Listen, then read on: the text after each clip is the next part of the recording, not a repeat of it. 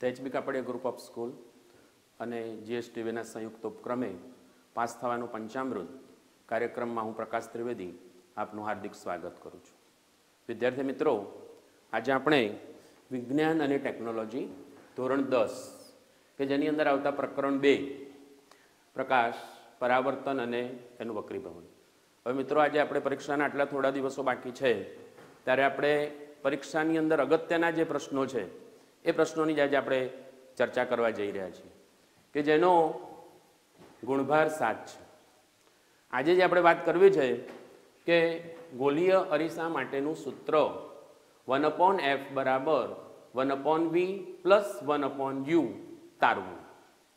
હવે જ્યારે આ પ્રશ્નની વાત થાય છે ત્યારે એમ કહેવાની ઈચ્છા થાય કે આ પ્રશ્નની અગત્યતા એટલી બધી છે કે બોર્ડે અત્યાર સુધી આ પુસ્તકની 4 પરીક્ષાઓ લીધી અને એમાં 3 પરીક્ષાઓની અંદર આ પ્રશ્ન પૂછાઈ ગયેલો છે.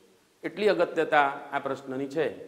તો મિત્રો, ગોલીય અરીસા માટેનું સૂત્ર તારવવા માટે આપણો એક પણ માર્ક કપાય નહીં અને આપણને પૂરેપૂરા માર્ક મળે એના માટે પહેલાં આપણે અરીસાનું સૂત્ર કોને કહેવાય બોર્ડની અંદર આવડવું મહત્ત્વનું છે. એના કરતાં ચોકસાઈપૂર્વક લખીને માર્ક કેવી રીતે મેળવવા, તો એના માટે પહેલું અરીસાનું સૂત્રની વ્યાખ્યા કે ભાઈ અરીસાના વસ્તુ અંતર. તો આપણને એની સંજ્ઞા ખબર હોવી જોઈએ. અચ્છા, સંજ્ઞા આપણે કોઈ યાદ રાખવાની જરૂર નથી. અહીંયા તમને ખબર જ છે કે યુ એટલે વસ્તુ અંતર, વી એટલે પ્રતિબિંબ અંતર, એફ એટલે કેન્દ્ર લંબાઈ. આ 3થી જ આ સૂત્ર બન્યું છે.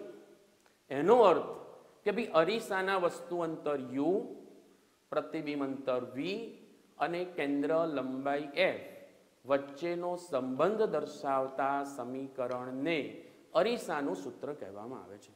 હવે તમને એમ થાય કે આપણે વ્યાખ્યા બરોબર લખી, પણ અહીં કેન્દ્ર લંબાઈની અંદર જો કેપિટલ એફ કર્યો હશે તો પરીક્ષકને માર્ક કાપવાની તક મળશે.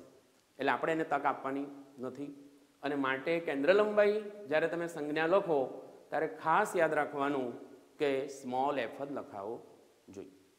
અરીસાનું સૂત્ર, એની વ્યાખ્યા.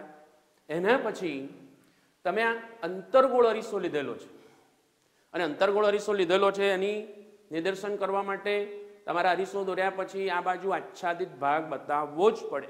જો આ નહીં બતાવો તો પણ સ્પષ્ટ થતું નથી કે અંતર્ગોળ અરીસો છે કે બહિર્ગોળ અરીસો છે. તો આ આપણો અંતર્ગોળ અરીસો છે. હવે અંતર્ગોળ અરીસાની સામે વસ્તુને ક્યાં મૂકવાની છે, તો આના પછીનો જે ફકરો છે એ ફકરો પણ તમારે આકૃતિ પરથી જ દોરવાનો છે, લખવાનો છે કે ભાઈ વસ્તુ ક્યાં મૂકવાની. તો એનું લખાણની અંદર h ઊંચાઈની વસ્તુ, જે વસ્તુનું નામ શું છે, એબી.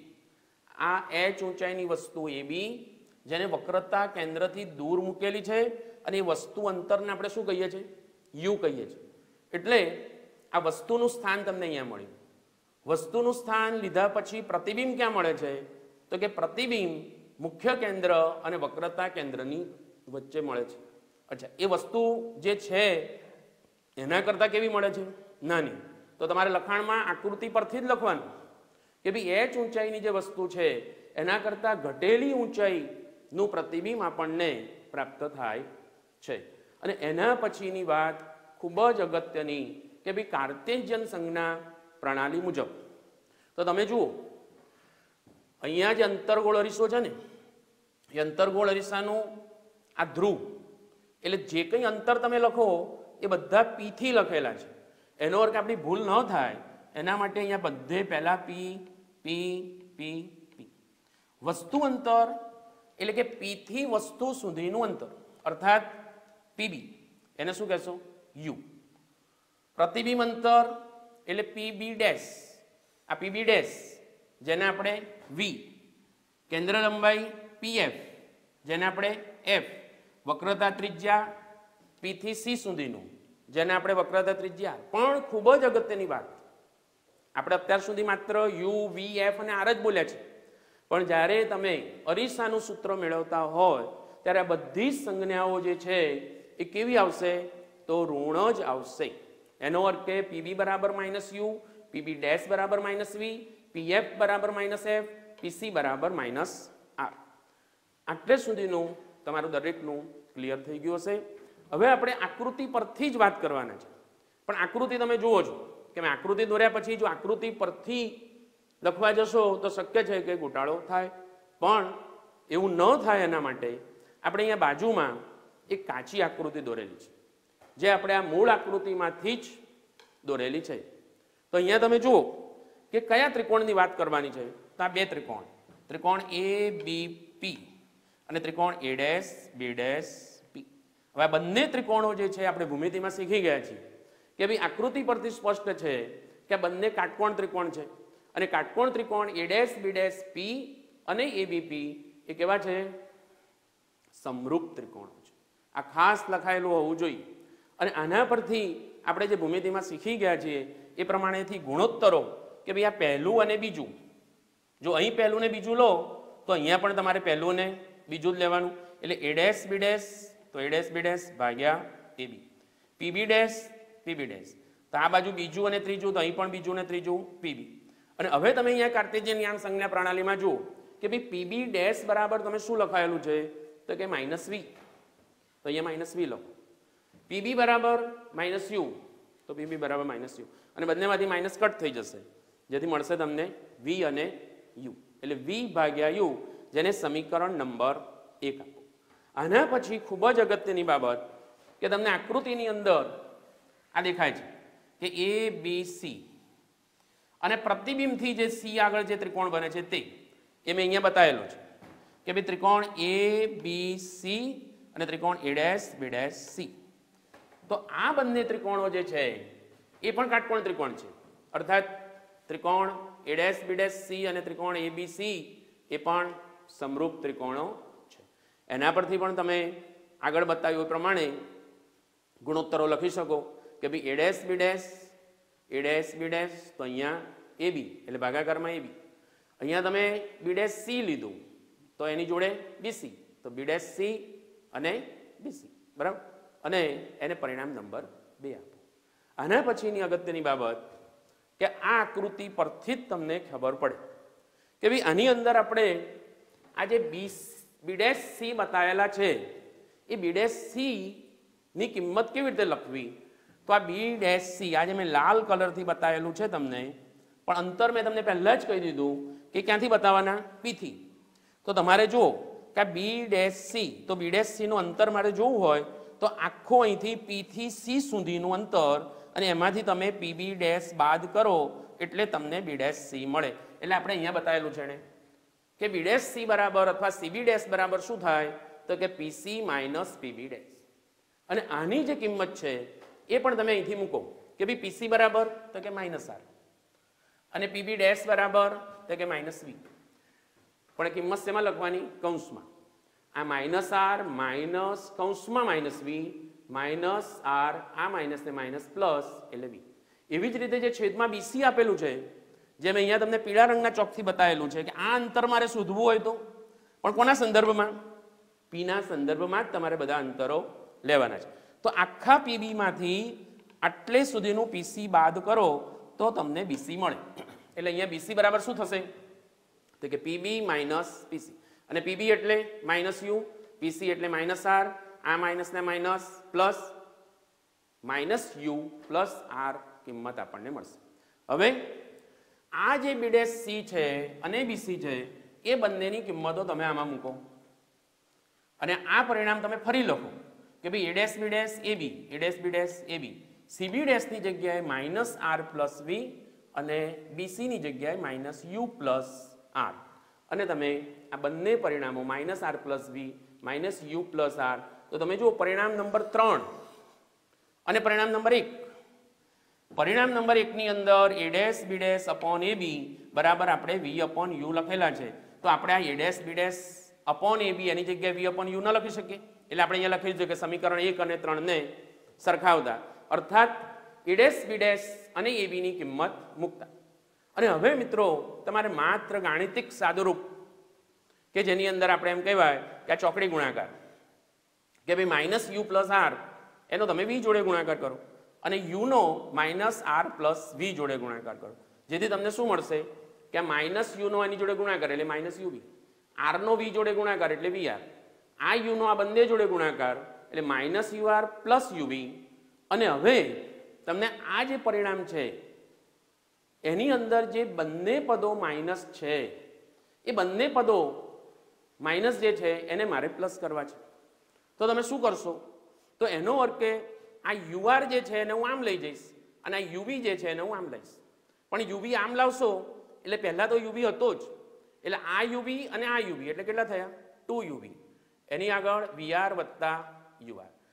પરિણામને વધુ આગળ સાદુરૂપ આપવા માટે આપેલ જે પરિણામ છે એના દરેકે દરેક પદોને આ વીઆરની નીચે પણ યુવીઆર લખો, યુઆરની નીચે પણ યુવીઆર લખો, 2 યુવી જે લખેલું છે એની નીચે પણ તમે યુવીઆર લખો.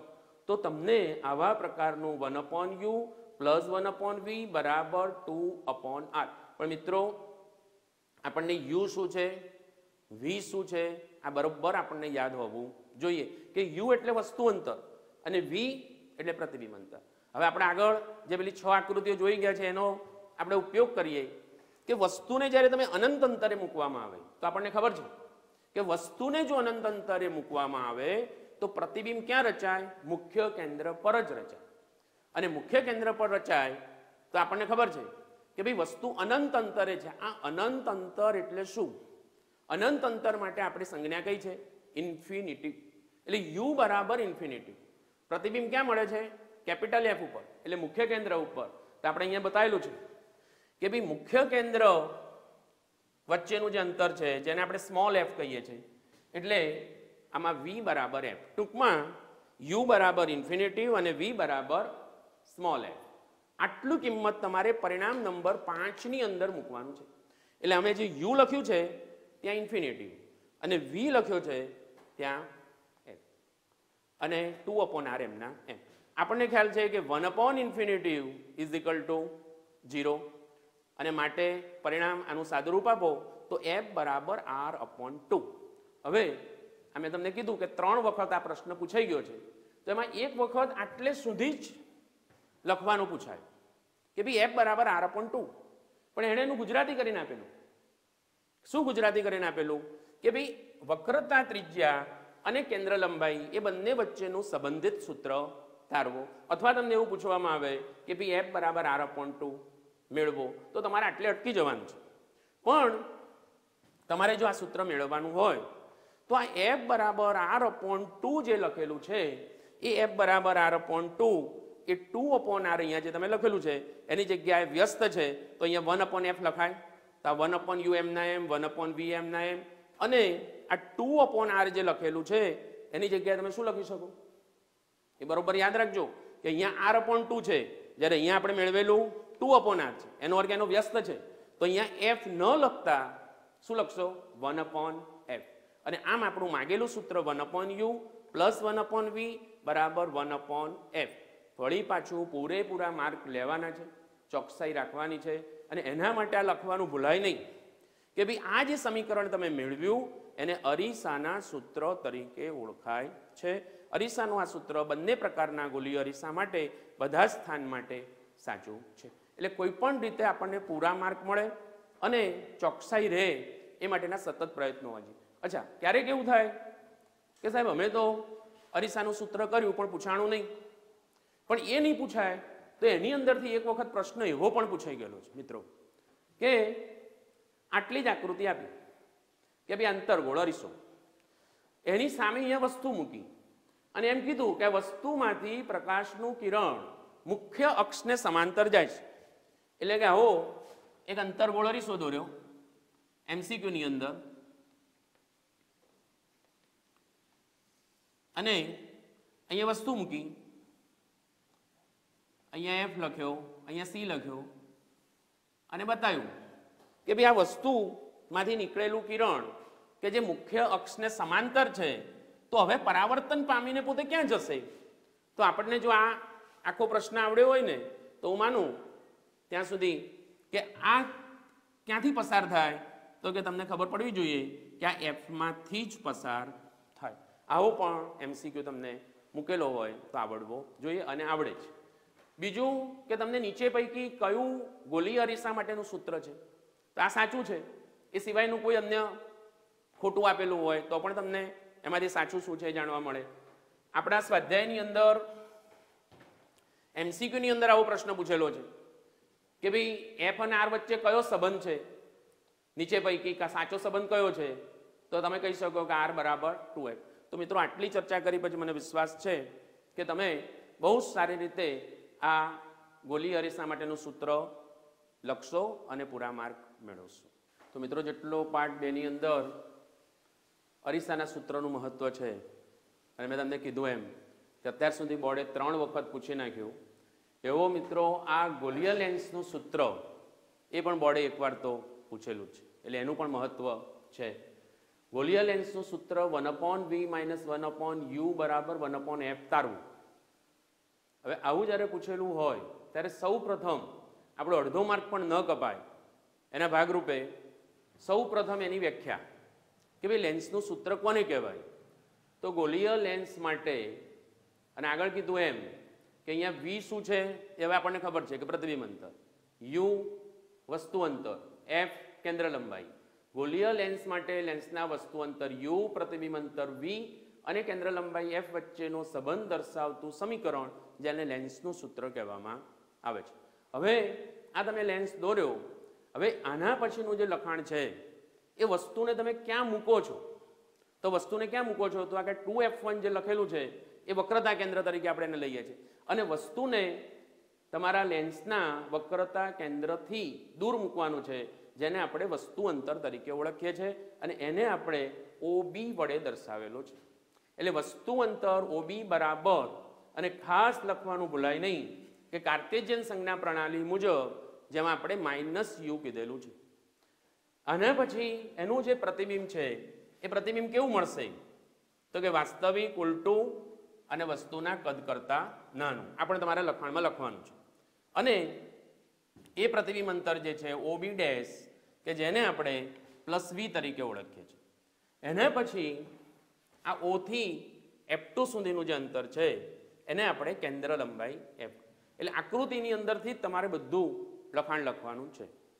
આના પછી આજે આકૃતિ પરથી તમે બતાવેલા છે કે ત્રિકોણ ABO અને ત્રિકોણ A'B'O, જે આપણે અહીંયા સરળતા રહે એના માટે બાજુમાં કાચી આકૃતિ દોરેલી છે, જેના પરથી તમે સ્પષ્ટ સમજી શકો કે ત્રિકોણ ABO અને ત્રિકોણ A'B'O. તો આ કાટકોણ ત્રિકોણ કેવા છે, સમરૂપ. અહીંયા પણ તમે ભૂમિતિના સિદ્ધાંત પ્રમાણે કે ભાઈ AB પહેલું અને બીજું લીધું, તો આ બાજુ A'B'. અહીંયા તમે OB લો તો અહીંયા OB'. આ OB જે લખેલું છે જેને આપણે વસ્તુ અંતર કીધેલું છે તે બરાબર -u. તો OB બરાબર તમે શું લેશો, -u. અને OB ડેશ, તો OB ડેશ બરાબર +v, તો OB બરાબર +v. આ જ પ્રમાણે તમારી આકૃતિની અંદર બીજા બે ત્રિકોણ કયા, તો કે ત્રિકોણ DOF2 અને ત્રિકોણ A'B'F2. હવે ખાસ ધ્યાન રાખવાનું કે આ લખતી વખતે કે જો તમે અહીંથી ઉપરથી ચાલુ કરેલું હોય અને આ તમારો O વચ્ચે આવતો હોય તો DOF2 લો, તો અહીંયા પણ તમારે A'B'F2, કે જેથી તમારે અહીંયા જ્યારે ગુણોત્તરો લખતા હોય ત્યારે તમારે કોઈ ભૂલ ન થાય. અને માટે કાટકોણ ત્રિકોણ DOF2 અને A'B'F2 એ પણ કેવા છે, સમરૂપ.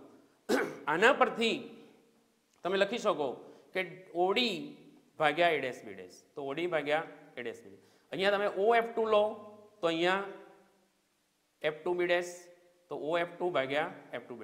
અને ખૂબ જ મહત્વની બાબત કે તમે અહીંયા આકૃતિની અંદર તમે જુઓ કે આ OF2, તો આ OF2 એ અંતર કયું છે, F.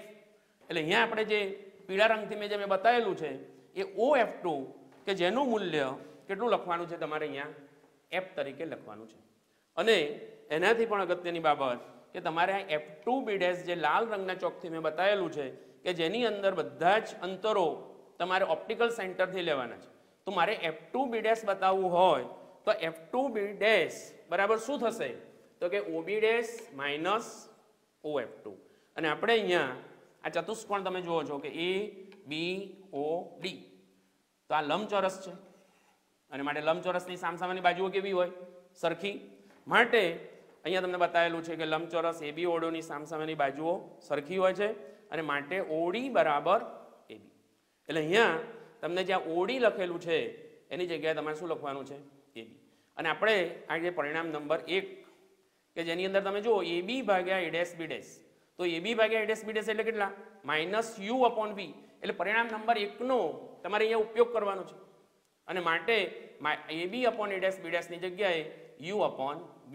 અને આ જે છે f/v - f/v - f. અને હવે બિલકુલ સાદું ગાણિતિક સાદું રૂપ કે જેની અંદર v - f કે જેનો u જોડે ગુણાકાર અને આ v નો આની જોડે ગુણાકાર. પણ આ માઇનસ નિશાનને ભૂલવાનું નથી. જો આ માઇનસ નિશાનને ભૂલી ગયા તો આગળ જતા સાદું રૂપમાં ભૂલાવશે. એટલે -u નો v - f જોડે ગુણાકાર, આ v નો f જોડે ગુણાકાર એટલે vf. તો -u નો v જોડે ગુણાકાર એટલે -uv, માઇનસ ના માઇનસ એટલે પ્લસ, એટલે +uf અને vf.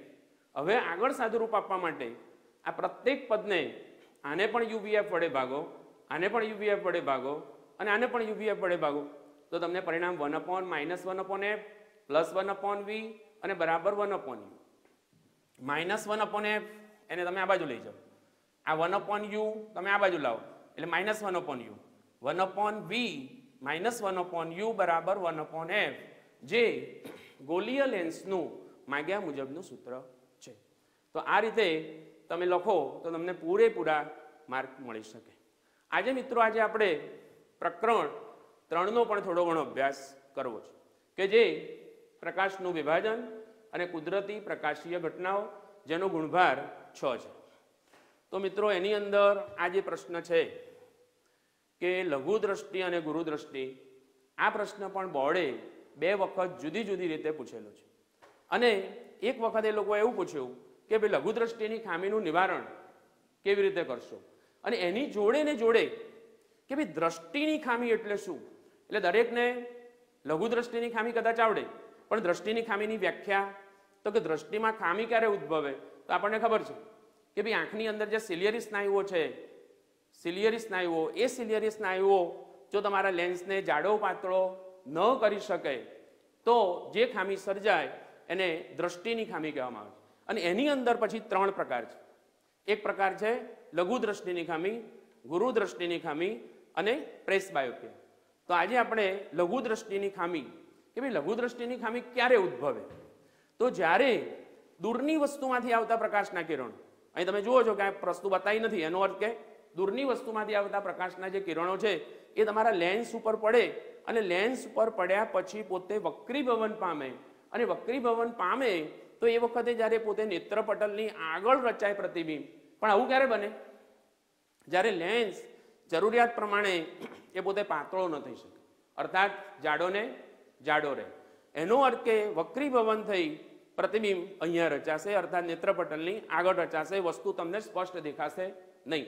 આનું નિવારણ કરવું હોય તો તમારે અંતર્ગોળ લેન્સનો ઉપયોગ કરવો પડે, પણ આપણે ચોકસાઈ રાખવાનું ભૂલવાનું નથી. એટલે જો તમે આવું લખ્યું કે અંતર્ગોળ લેન્સ વડે એનું નિવારણ થઈ શકે તો તમારે એમ સમજવાનું કે આપણે શિક્ષકને તક આપીએ છીએ માર્ક કાપવા માટે. તો તમારે લખવું પડે કે ભાઈ યોગ્ય પાવર ધરાવતો અંતર્ગોળ લેન્સનો ઉપયોગ કરવાનો છે. તો આ રીતે તમે લઘુ દ્રષ્ટિની ખામી માટે લખી શકો. ગુરુ દ્રષ્ટિની ખામીની અંદર લઘુ દ્રષ્ટિની ખામી આવડી હોય તો આની અંદર દૂરની વસ્તુમાંથી આવતા પ્રકાશના કિરણો છે, આની અંદર નજીકની વસ્તુમાંથી આવતા પ્રકાશના કિરણો, આની અંદર તમે લેન્સ જરૂરિયાત પ્રમાણે પાતળો થઈ શકતો નથી, આની અંદર તમારે લખવાનું કે જાડો થઈ શકતો નથી. એનો અર્થ કે આની અંદર જે પ્રકાશના કિરણો વક્રીભવન પામી એ પ્રતિબિંબ ક્યાં રચાશે? નેત્રપટલની પાછળ રચાશે. તો તમારે એ નેત્રપટલ ઉપર જ રચાવવું હોય તો યોગ્ય પાવર ધરાવતો તમારે બહિર્ગોળ લેન્સનો ઉપયોગ કરવાનો છે. તો આ રીતે તમે લઘુ દ્રષ્ટિની ખામી અને ગુરુ દ્રષ્ટિની ખામી જો સમજ્યા હોય ને તો એનો તફાવત પણ એક વખત પૂછાઈ ગયેલો છે. અને આવું કશું ન પૂછાણું હોય તો હમણાં એક વખત આખો કોઠો પૂછાઈ ગયો અને એની અંદર એવું પૂછાયું કે ભાઈ લઘુ દ્રષ્ટિની ખામી એટલે કે માયોપિયા, અને એની અંદર કેન્દ્ર લંબાઈ કેવી તો કે ઓછી. એની બાજુમાં કોઠો હતો, એની અંદર લખ્યું હતું અંતર્ગોળ લેન્સ. એનો અર્થ કે 3 વસ્તુ આવે: લઘુ દ્રષ્ટિની ખામી, કેન્દ્ર લંબાઈ ઓછી, અંતર્ગોળ લેન્સ. તો એનો અર્થ કે એક વસ્તુ તૈયાર કરી હોય તો તમને બીજી અનેક વસ્તુ આવડી શકે, જેનો ગુણભાર 6 છે અને આ પ્રમાણે જો તમે મહેનત કરશો તમને આશા છે કે તમારું પરિણામ સારું આવશે. અસ્તુ.